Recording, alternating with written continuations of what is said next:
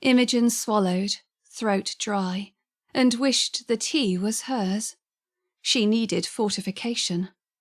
The shed was hotter and more cramped than she'd initially thought. The woman's face was smudged by a thin line of soot across one sharp cheekbone. The woman? Without a doubt, that's what the inventor actually was. She contented herself with pulling off her large leather gloves and ranting. "You have ruined days of work. I nearly had it calibrated perfectly, and now I shall have to start over. And there is a good chance the explosion took out my notes." There was a hint of a foreign accent to her words.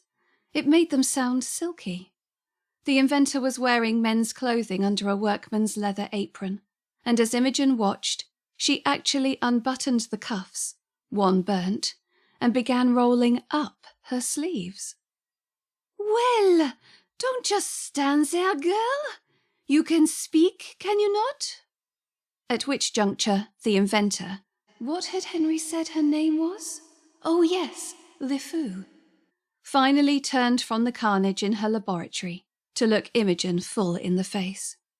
"I was told to bring your tea," said Imogene, inanely, feeling all at once self-conscious and guilty and frustrated. "I didn't mean to mess up the experiment.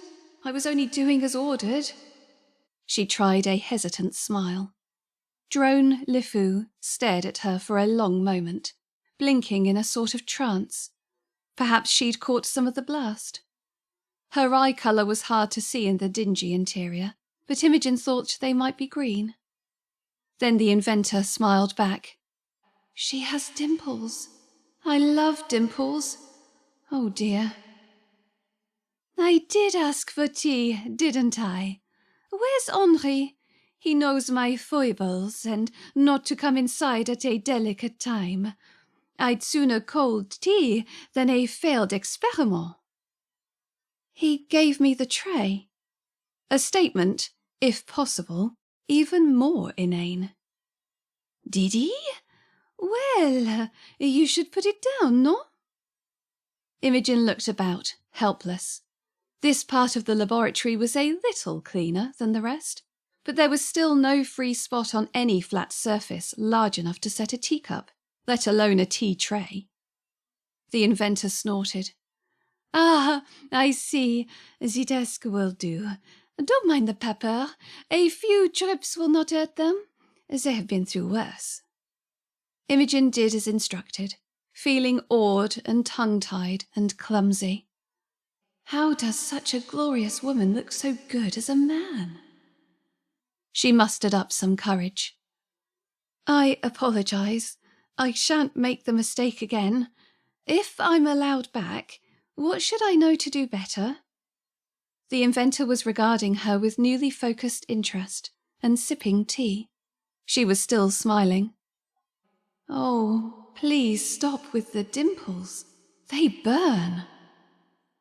Fortunately, Drone Lefoux couldn't smile and explain at the same time. "Knock as loudly as possible. If I do not answer, open the door and yell.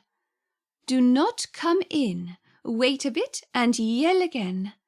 It may take me a few moments to realize someone is here. And if the yelling does not work, the fresh air and sunlight often catches my attention." Imogene regarded the pert face before her. The cheek smudge was, frankly, adorable, but the skin underneath was almost as pale as a vampire's, and those, maybe, green eyes looked tired. Did she take proper care of herself? Before she could stop herself, Imogene said, "You don't need a break for a bit of air, do you? It can't be healthy to stay trapped indoors breathing this all the time." Her gesture indicated the general aura of smoke and steam. The dimples reappeared.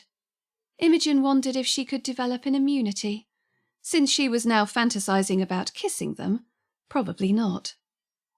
At least the inventor didn't find her concern officious. "What a good idea! Let me finish my tea, and we shall take a walk in the garden together."